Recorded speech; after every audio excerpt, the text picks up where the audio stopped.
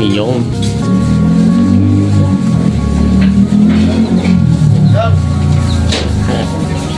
Ito. Yung mga, yun, nabanggit mo nga, meron kayong mga tawid dagat ngayon. Anong parang proseso ng pag gusto lang bumili sa inyo? Kasi may minimum kayo pag mga ganong kalayo? Oo, may minimum. Mga ilang magandang araw mga Talongs TV at tayo po ay napabisita ulit dito sa Barangay San Francisco, Lipa, Batangas. Dito po kay Boss EJ. At tayo po ay maraming inabutan mga baka na dito. Meron po ditong 30 head plus na mga bakang pambenta. At ito po yung mga baka na dito ay mga Indo-Brahman na lahi. Meron din po sila ilang Brahman pero mas priority nila yung mga Indo-Brahman. At tayo nagtanong ng ilang impormasyon lalo hanggang yung mga gusto po mamili ng mga tawid dagat dyan, yung mga breeding po. At yun po sasagutin sa ating interview ngayon dito kay Boss Jules. Kaya samahan niyo ko sa ating video dito sa ating cattle dealer visit dito sa San Francisco, Lipa, Batangas. Yan ang mga Talongs TV at tayo po ay napabisita ulit dito kala Boss EJ na mga baka. Yan po, marami ulit sila mga baka dito, mga Indo-Brahman. Yan yung mga quality. Ito yung mga galing kalatagan na mga kalatagan ng mga baka. Ayun. Ilang ulo to Boss Jules? Nasa 30 heads o yan. 30 heads na puro dumalaga. Dumalaga. Junior bull. Ayan mga junior bull. Ilan ang dumalaga nyo ngayon dumating dito? Nasa 20 plus. Mas maraming dumalaga talaga. Ayan. Tingnan natin to. Ngayon po ay kasalukuyan pinapakain sila nila Boss Jules dito. At matagal-tagal nga tayo hindi nakapasyal ulit sa kanila dito. At ito nga po, kita niyo yung mga lahi nila. Mababait naman ang mga pagkabaka nito mga to. Ito yung mga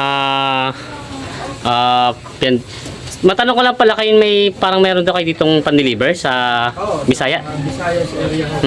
Sa Antique. Akalanta. Sa Negosyo. Lapit tayo kay Boss Jules. Pwede bang mababait naman to, lalapit tayo ng konti. Pera tapak. Ayan, tatanong natin si Boss Jules yung mga baka nila dito. Ayan, puro mga marami doon dumalaga. Boss Jules, matanong ko lang, ba't mas maraming kinukuha yung mga dumalaga? Ay, ang halos yung dumalaga po kasi yung kanilang mas maraming kinukuha. At sa lalaki po kasi, kapag meron ka halimbawa tatlong babae, pwede lang isa doon na lalaki. Kumbaga, mas ang priority ng mga mamimili sa inyo, breeding? Oo. Sa lalaki naman, meron na kayong tatlong dumalaga, limang dumalaga, kaya na naman yung isang lalaki. Yun pala ano nyo. Oo. Tapos ito po yung mga baka nila. Ito natin ito mga to. Ito mga ganda talaga. Kalimitan po talaga ang pinipili nyo mga baka yung mga gandang klase. Maganda ako. Oo, sadyang... kasi meron din naman ng mga buyer na talagang kumukuha ng magaganda. Kamusta naman po ang presyo ng mga baka nyo ngayon? Ay, halos pa. Wala naman pong nababago pa. Halos yung pinakamababaho dun sa available ngayon sa 40k plus. Meron naman 40k plus ngayon. Yan, katulad nito, ito malalaki ng iba nito. Marami po ito parang ito medyo malalaki ng kinukuha nyo ngayon, ano? Oo, kasi lalo na kami tagulan, sa maliliit sa tagulan. Kaya yun ang kinukuha nyo talagang medyo may laban ako. May laban sa mga kalimitan ilang months nitong mga baka nyo dito mga binibenta? Ang pinakamabata po dyan 8 months. 8 months ng 1 year plus. Yun pala. So na dyan yun. Kasi pag mga 4 months hindi na ako kami kumukuha ng gano'n. Kasi halos bagong wali lang sa inahin yung gano'n. Kakawa din kasi mga pinakabili. Pumapayat pa ako kapag hindi pa masyado sanay sa babagong makain ng damo. Kasi gatas pa ang inaano ng mga nakain. Ang pati na parang napansin ko dito sa mga baka nyo, kahit dito nyo katulad dito isang to lumapit sa atin. Kala ko susuwagin tayo. Mababait sila maamo. Lumapit siya sa akin kanina, mababait siya. Sadyang ang mga lahi ng mga ganun isanay sa tao, mababait ito. Kaya kahit to bata o babae mag-alaga. Ayos lang. Tulad dito, ito ba yung dumalaga? Babae. Ganda ng katawan nyo. Yung palang kalimitan talagang ganito mga Indo-Brahman ay mababait talaga siya, sanay sa tao. Tinan nyo. Pag iba-iba to, pag ganito siksikan sila medyo pero mababait ang magkabaka nila. Boss Jules, marami pala ulit nagtatanong sa atin, paano pala ang proseso, katulad yun, may mga, nabanggit mo nga meron kayong mga tawid dagat ngayon. Anong parang proseso ng pag gusto lang bumili sa inyo? Edi ang babayadan lang po nila yun sa transpo. Totoo lang po kami po ay imbunado pa doon kasi transpo. Kasi po, sinasama na po namin sa transpo yung mga sa papel ng baka. Tapos ang transpo po kasi ngayon sa mga Visayas area medyo mataas-taas. Kaya kapag ka nasabihan po yung mga buyer ng presyo ng transpo, medyo nalalakihan. Oo. Nagbabawas po kami nung sa transpo. Pero sa inyong pagtatanong, mga magkano ang inaabot ng transpo ngayon dito? Katulad din sa Visayas yung pagdi-deliver nito. Pagka sa Negros po, ang shipping po dyan, mga 9K po. 9,000. Oo. Oo. Per head to, per head. Mindanao ba nakabot ba ang mga baka sa Mindanao? Isang beses pa lang po kami nakapagpadala Oo. nung bago mag-Pasko po yun. Oo. Oo. Mas malaki ang gastos. Oo, mas malaki yung gastos. Kasi napakalayong biyahe. Oo. Pati kakaawa din ang hype siguro Oo. pag ganun nakalayo, no? Stress yun. Oo. Pero kung sakali naman, syempre, may makakapanood sa atin marami kasi doon na gusto rin magbaka. Pwede naman. Oo, pwede naman ho. Pero ipon order ho pati. Kasi pagka mga libang ho, hindi pa rin ho kaya pagkalilima. Yun pala, may tatanong pala ako sa'yo, may minimum kayo pag mga ganun kalayo? Oo, may minimum. Mga ilang ulo? Mga 20 to 30 heads ho. 20 to 30 heads ang kailangan para isang load doon siya sa isang truck. Oo. Para ho makabawas-bawas din na sa Gastos. Yun. Ito, paano pala ito? Siyempre, sa mga tawid dagat, parang nabalitaan ko kailangan pa nila ng mga blood test. Oo, kailangan. Pinapagawan ho namin ng blood test kasi napakahigpit ito sa biyahe. Kumbaga, hindi na nila paproblemahin yun. Nababayaran nila yung sa transportation, Oo, yun lang ho, yun lang. tsaka yung baka na bibili nila. Tapos kayo na bahala mag-asikaso ng mga kami na papeles. bahala. Door-to-door delivery Oo. naman ho yan. Kahit hindi na sila pumunta dito sa inyo, okay Hindi lang. na ho. Halos online naman ho, halos. Oo. Para hindi sila maabala, no? Oo. Mm. Kasi medyo malayo nga naman, malayo na. Bali na lang ho kung taga Visayas sila halimbawa tapos may napuntahan sa Maynila. Oo, sasadya dito. Makasaglit dito. Yun, yung pala nga nila, boss. Ayun. Ayan pala nga, yung mga nagtatanong gusto marami mga gustong bumili ng mga baka, parting Bisaya. Kaya Mindanao medyo pala sila alangan at yun nga napakalaki ng gastos. Pwede naman kayo mag-contact kay Boss EJ. At yun, binanggit naman ni Boss Jules na siya po yung medyo hindi nagmamanage.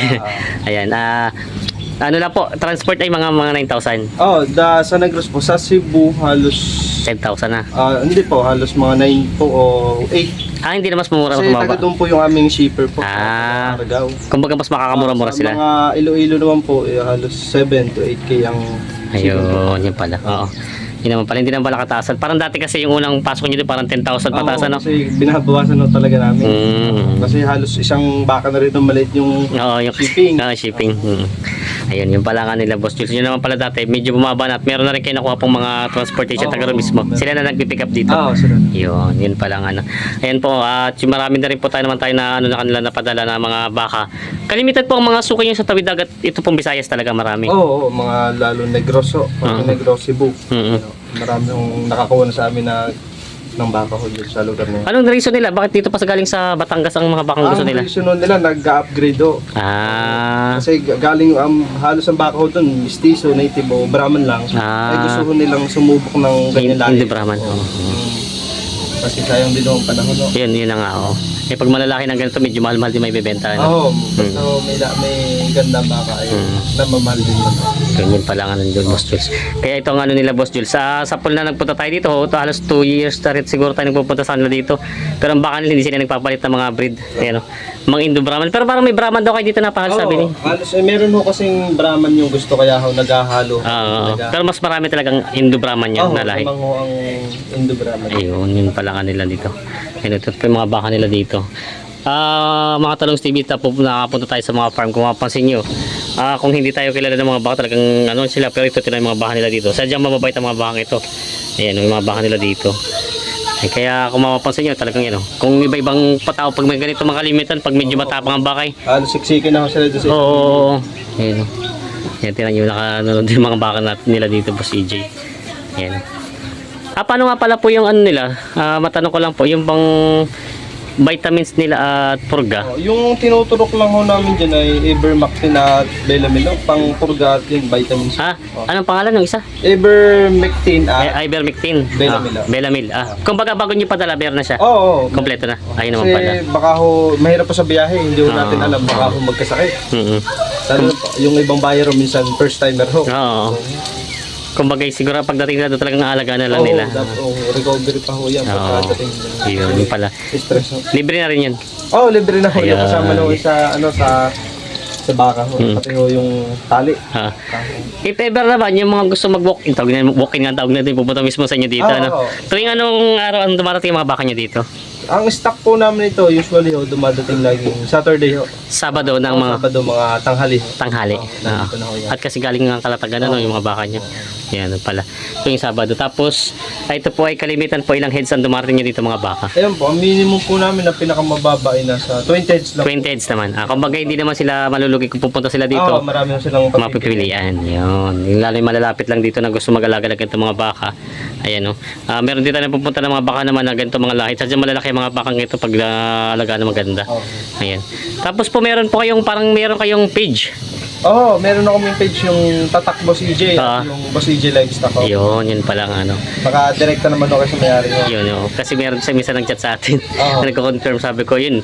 Tatak Boss EJ at Boss EJ Livestock. Boss EJ Dalawa Livestock. ko yung page namin Ayan, na ginagamit. Yan, yung pala ano ni boss. Kaya yung mga gusto pong pumunta dito, pasyalan nyo lang sila. Dito lang naman. Anong barangay po mga itong padyan niyo? San Francisco, Lipa City po. Barangay San Francisco, Lipa, Batangas. Ang hahanapin po ay Kahit po yung kay Roel Lique ho. Roel Lique na lang. Si Boss EJ yung papa mo. Yan. Yan. Pag gusto niyo po pumunta dito, interesado kayo tumingin, magdidirekta kayo. Siyempre yung iba, gusto makita talaga yung baka lang babayaran eh. Yun po, pwede lang kayo dumiretso dito. At ito, makikita niyo yung mga baka nila dito. Yan o. Maganda naman yung mga baka talaga nila. Ito ilang months na kaya ito? Yeah, yan po yung mga 8 to 9 months yan. Yun, 8 to 9. Yan po ay pandala ng Negros. Ito pa delivery sa Negros. Junior Bull, isang Junior bull. order nila. Tapos ilang babae? Yung babae po ay Tatlo. tatlo. Pwede naman pala yung gano'ng karami lang. Pwede. Pwede naman. Wag lang ipag-Mindanao lang yung medyo marami-rami. Ayun. Talagang malayo na. Pwede pala 3 heads lang. Pwede. Yun pala. Yun. Pero hindi ba siya madadagdagan yung tracking? Hindi yun. Hindi naman na. Yun na. Okay. Sinasabay nila siguro sa ibang mga... yun pala. Baka kasi inisipin na iba pag 3, 4 hanggang 6, iba kapag magdagdagan yung tracking. Hindi naman. Ganun pa din. Yun naman pala. Ayun po. Yung mga gusto po magkano, yung mga pwede kayo mag-walk-in at pwede rin kayo online na kontakin sila Boss EJ. Yan po yung mga bahan na dito. Maganda naman siya, mga quality, tinan yung mga lahi.